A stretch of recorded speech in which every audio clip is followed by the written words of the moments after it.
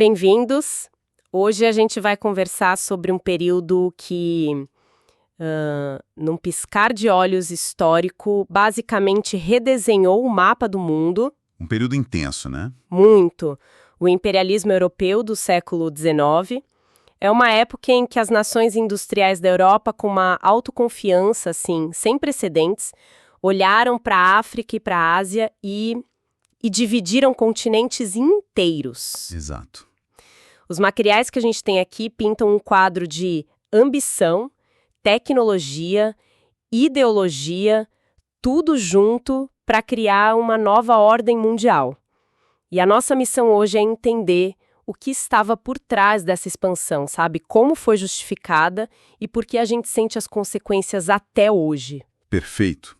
E é fundamental ir além daquela imagem de soldados e bandeiras.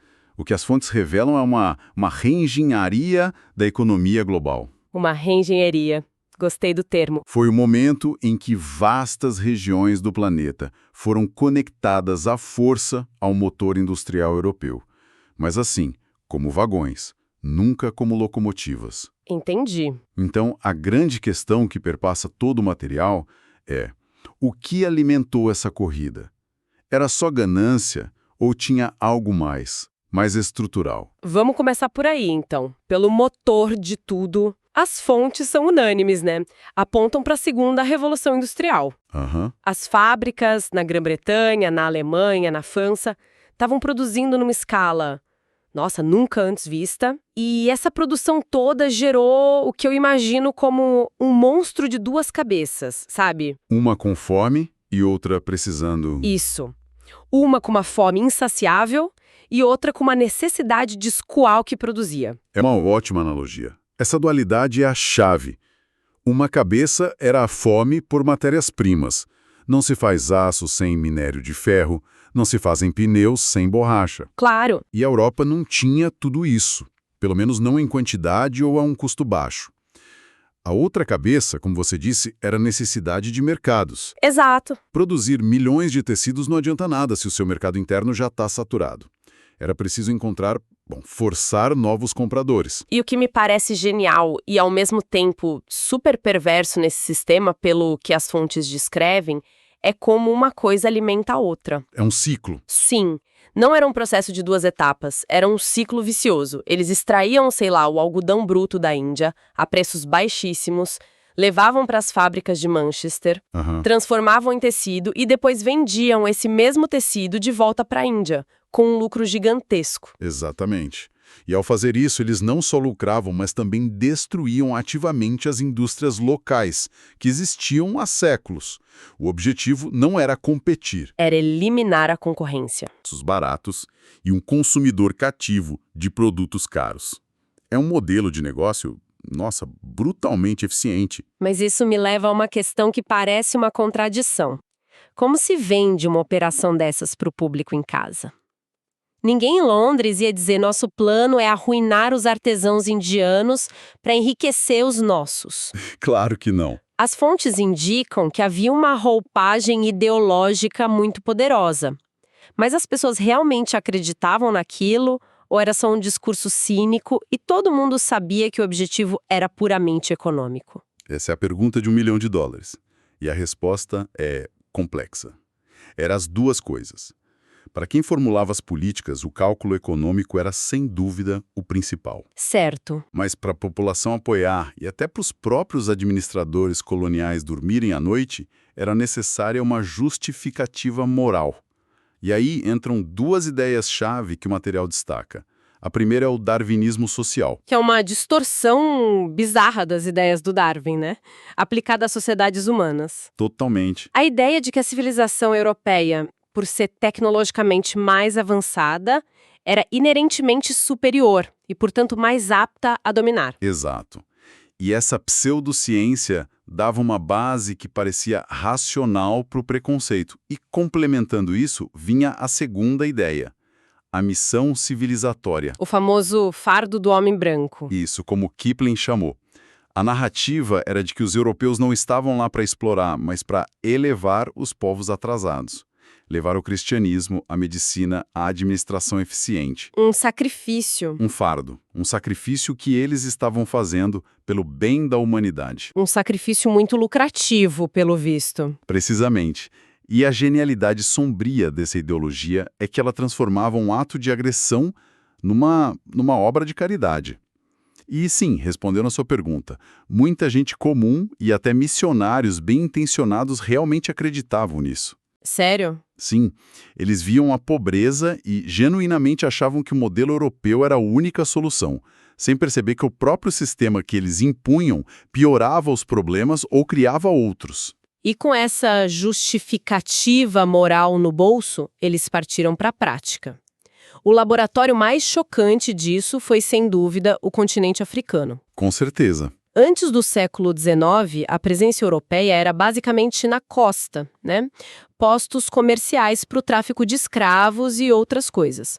O interior era um mistério para eles. Era o continente escuro nos mapas, o que na verdade só significava desconhecido para nós. Mas na segunda metade do século, a tecnologia mudou tudo. Navios a vapor, quinino contra a malária e, principalmente, a metralhadora. A metralhadora Maxim. Exato. Isso abriu as portas do interior. E o que se seguiu foi uma corrida caótica, a partilha da África. E aqui tem um detalhe nas fontes que é inacreditável. A descrição da cena da Conferência de Berlim em 1884. É surreal. Bismarck, o chanceler alemão, com um mapa gigante da África, e os diplomatas europeus literalmente traçando fronteiras com réguas e lápis, como se estivessem dividindo uma pizza. E o detalhe mais chocante, não tinha um único africano na sala. Essa imagem é perfeita, porque captura a essência do processo. A África era um objeto, não um sujeito. E o principal resultado de Berlim foi estabelecer as regras do jogo para evitar que eles entrassem em guerra entre si. Certo. E a regra mais importante foi o princípio da ocupação efetiva. Não bastava mais espetar uma bandeira na praia. Você precisava provar que tinha tropas e administradores lá controlando o território. O que na prática jogou gasolina no fogo, né? Totalmente. De repente, todos tinham que correr para ocupar o máximo de terra possível, o mais rápido possível, para legitimar suas reivindicações. Exatamente. Acelerou a colonização de uma forma dramática. E as consequências, nossa, ainda são devastadoras. As fontes trazem o exemplo extremo do Congo belga. Que era propriedade privada do rei Leopoldo II, nem era da Bélgica. Era dele. E ele transformou o lugar num campo de trabalho forçado para a extração de borracha. Mutilações e assassinatos em massa eram ferramentas administrativas.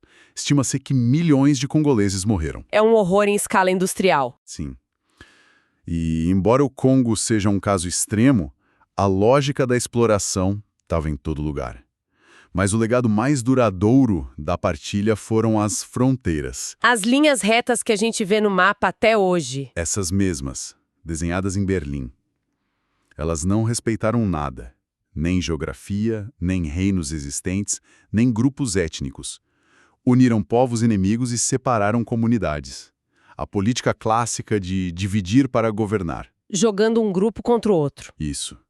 Plantaram as sementes de inúmeros conflitos que explodiram depois da independência e, bom, persistem até hoje. Então, na África, o modelo foi de partilha territorial quase total.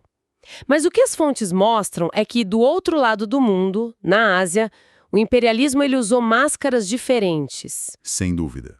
O objetivo era o mesmo, mas as táticas tiveram que se adaptar. Há impérios milenares, né? Sociedades complexas como a Índia e a China. Poderosos, burocracias, exércitos, a abordagem precisava ser diferente. E o material aponta a Índia como o arquétipo do domínio britânico, a joia da coroa. E por que joia da coroa? Era só pelos recursos? Pelos recursos, sim. Algodão, chá, especiarias, mas também por ser um mercado consumidor gigantesco.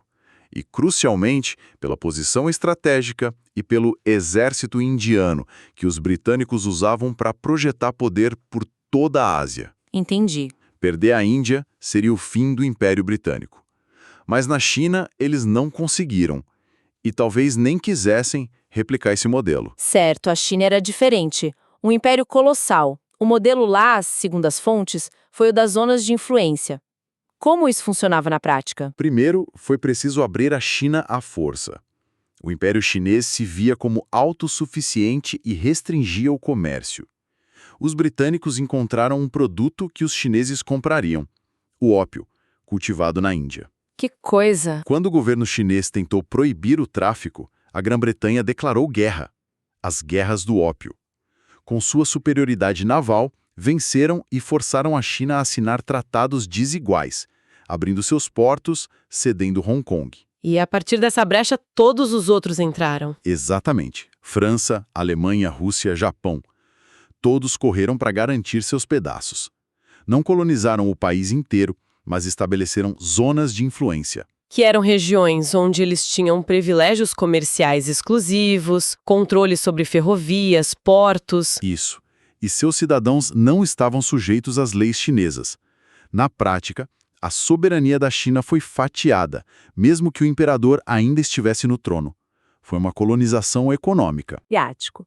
França na Indochina, Holanda na Indonésia, mas é interessante que o material ressalta que cada conquista tem uma história. Na Indochina, por exemplo, a França usou a perseguição de missionários como pretexto.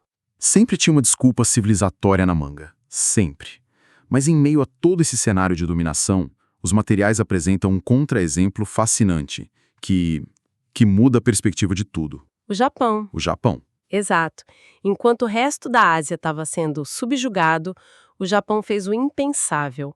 Ao ser confrontado pela ameaça naval dos Estados Unidos, Em 1853, em vez de sucumbir, a elite japonesa iniciou uma revolução, a Restauração Meiji. Eles decidiram que a única forma de não ser colonizado era se tornar como os colonizadores. e fizeram isso numa velocidade, nossa, estonteante. Em poucas décadas, eles centralizaram o poder, enviaram missões para a Europa e para os Estados Unidos para aprender sobre tecnologia, política, táticas militares e promoveram uma industrialização acelerada. Construíram ferrovias, navios de guerra, um exército moderno.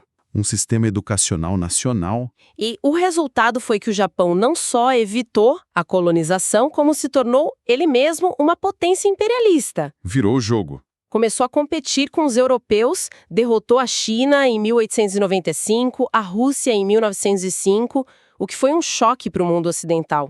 E partiu para colonizar a Coreia, partes da China. Eles aprenderam o jogo e começaram a jogar para vencer. O que sintetiza a complexidade do imperialismo. Não foi uma via de mão única. Mostra que o modelo de poder industrial-militar era tão dominante que, para alguns, a única forma de sobreviver era adotá-lo integralmente, com todas as suas características predatórias. Então, juntando todas essas peças, qual é o saldo final? As fontes são claras sobre o legado imediato. Exploração brutal, destruição de culturas, imposição de línguas, religiões e a criação de tensões que explodiriam no século XX. Sim, e podemos conectar isso a um conceito maior. Foi uma forma de globalização forçada. Globalização forçada. Regiões do mundo foram integradas na economia capitalista não como parceiras, mas como subordinadas, criando uma estrutura de desigualdade global, um centro industrializado e uma periferia fornecedora de matéria-prima, o que em muitos aspectos define a economia mundial até hoje. E essa competição toda por colônias acabou tendo um efeito bumerangue para a própria Europa, não é? De forma alguma, esse é um dos pontos mais importantes. A corrida imperialista envenenou as relações entre as potências europeias. As disputas por Marrocos quase levaram França e Alemanha à guerra. 2 vezes. Nossa! A competição naval entre Grã-Bretanha e Alemanha. Cada crise colonial aumentava a desconfiança, alimentava a corrida armamentista e fortalecia o sistema de alianças que dividia o continente. O sistema que as tornou tão poderosas globalmente também tinha as sementes da sua autodestruição. Então a Primeira Guerra Mundial. A Primeira Guerra Mundial, em 1914, não começou por causa de uma colônia, mas o clima de rivalidade imperialista foi o combustível que tornou o incêndio inevitável. Resumindo na sua análise, então, temos um quadro claro. A Revolução Industrial criou a necessidade econômica. Isso. Ideologias de superioridade racial e missão civilizatória deram a justificativa moral. A desculpa perfeita. E o resultado foi um mundo refeito à imagem da Europa, com o legado de fronteiras artificiais, economias dependentes e ressentimentos profundos que, moldaram todo o século XX e continuam a ressoar hoje. Perfeitamente resumido. E para encerrar, eu gostaria de voltar à reflexão provocada pelo exemplo do Japão. Certo. Nosso material mostra que ele evitou ser uma vítima ao se tornar um agressor, adotando as mesmas ferramentas e a mesma mentalidade dos seus potenciais dominadores. Sim. Isso nos deixa com uma pergunta incômoda sobre a natureza do poder, sabe? Num sistema global competitivo e desigual, será que a única forma de garantir a própria sobrevivência é espelhar os métodos da potência dominante? É uma questão que, de diferentes formas, continua a assombrar as relações internacionais no nosso tempo.